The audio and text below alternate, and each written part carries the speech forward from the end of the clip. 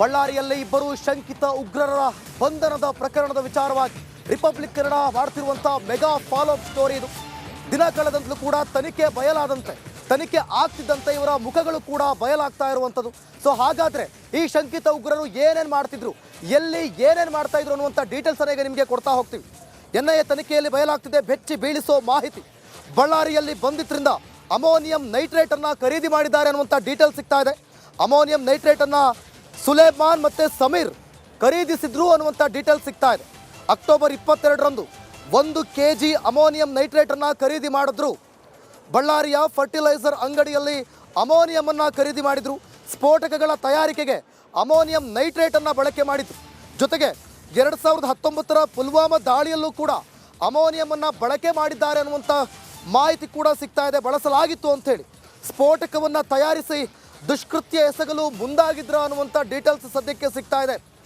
So ಬಳ್ಳಾರಿಯಲ್ಲಿ ಇಬ್ಬರು ಶಂಕಿತ ಉಗ್ರರ ಬಂಧನದ ಪ್ರಕರಣ ಇತ್ತು. ಇದು ರಿಪಬ್ಲಿಕ್ ಕನ್ನಡದಲ್ಲಿ ಎನ್ಐಎ ದಾಳಿಯ ಮೆಗಾ ಫಾಲೋ ಅಪ್. ಎನ್ಐಎ ದಾಳಿ ಮಾಡಿದಂಥ ಸಂದರ್ಭದಲ್ಲಿ ಸೊ ಇವರನ್ನ ಬಂಧಿಸಲಾಗಿತ್ತು, ಬಂಧಿಸಿ ವಿಚಾರಣೆಗೆ ಒಳಪಡಿಸಲಾಗಿತ್ತು. ಎನ್ಐಎ ತನಿಖೆಯಲ್ಲಿ ಸಾಕಷ್ಟು ಅಂಶಗಳು ಬೆಳಕಿಗೆ ಬರ್ತಾ ಇದೆ.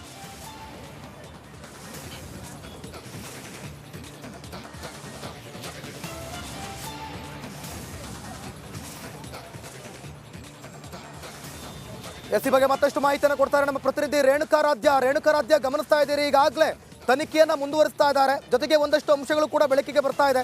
ಸೊ ಇನ್ನೇನಾಗುತ್ತೆ ತನಿಖೆಯಲ್ಲಿ, ಇನ್ನೇನೆಲ್ಲ ಅಂಶಗಳು ಬೆಳಕಿಗೆ ಬರ್ಬೋದು ಮಾಹಿತಿಯನ್ನು ಕೊಡೋದಾದ್ರೆ? ಖಂಡಿತ ದಿವಿತ್, ಏನು ಬಳ್ಳಾರಿಯಲ್ಲಿ ನಡೆದ ಎನ್ಐಎ ದಾಳಿ ವೇಳೆ ಇಬ್ಬರು ಏನು ಶಂಕಿತ ಉಗ್ರರನ್ನ ಬಂಧಿಸಿದ್ರು. ಅವರಿಂದ ದಿನಕ್ಕೊಂದು ಸತ್ಯಗಳು ಹೊರ ಬರ್ತಾ ಇರ್ತಕ್ಕಂಥದ್ದು.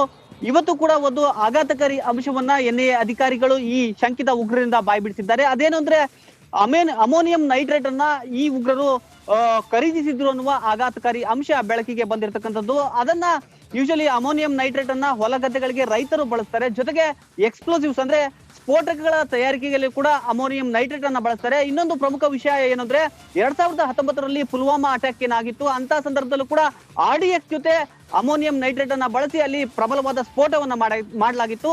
ಅದೇ ಒಂದು ಅಮೋನಿಯಂ ನೈಟ್ರೇಟ್ ಅನ್ನ ಈಗ ಬಳ್ಳಾರಿಯಲ್ಲಿ ಬಂಧಿಸಲ್ಪಟ್ಟ ಏನು ಶಂಕಿತ ಉಗ್ರರ ಬಳಿ ಕೂಡ ಅಮೋನಿಯಂ ನೈಟ್ರೇಟ್ ಇರೋ ಬಗ್ಗೆ, ಜೊತೆಗೆ ಅವರು ನಾವು ಕೊಂಡಿದ್ವಿ ಅಂತ ಹೇಳಿಕೆ ಕೊಟ್ಟಿರೋ ಬಗ್ಗೆ ಈಗ ಸಾಕಷ್ಟು ಆತಂಕ ವ್ಯಕ್ತವಾಗಿರ್ತಕ್ಕಂಥದ್ದು. ಯಾಕೆ ಇವರು ಈ ಒಂದು ಅಮೋನಿಯಂ ನೈಟ್ರೇಟ್ ಅನ್ನ ಕೊಂದಿದ್ರು ಅನ್ನೋದು ಈಗ ತನಿಖೆಯಿಂದ ಅಷ್ಟೇ ಹೊರ ಬರಬೇಕಾಗಿರ್ತಕ್ಕಂಥದ್ದು. ಅಂದ್ರೆ ಇನ್ನೂ ಕೂಡ ತನಿಖೆ ನಡೀತಾ ಇರ್ತಕ್ಕಂಥದ್ದು. ಇದರ ಒಂದು ಅಂಶ ಈಗ ಹೊರಗೆ ಎನ್ಐಎ ಅಧಿಕಾರಿಗಳು ಯಾಕೆ ಹೊರಗಡೆ ಬಿಟ್ಟುಕೊಟ್ಟಿದ್ದಾರೆ ಅಂದ್ರೆ ಈ ಸ್ಥಳೀಯವಾಗಿ ಬಳ್ಳಾರಿ ಪೊಲೀಸರು ಈ ಬಗ್ಗೆ ತನಿಖೆ ನಡೆಸಲಿ ಅನ್ನುವ ನಿಟ್ಟಿನಲ್ಲಿ ಈ ಒಂದು ಅಂಶವನ್ನ ಈಗ ಹೊರ ಬಿಟ್ಟುಕೊಟ್ಟಿರ್ತಕ್ಕಂಥದ್ದು.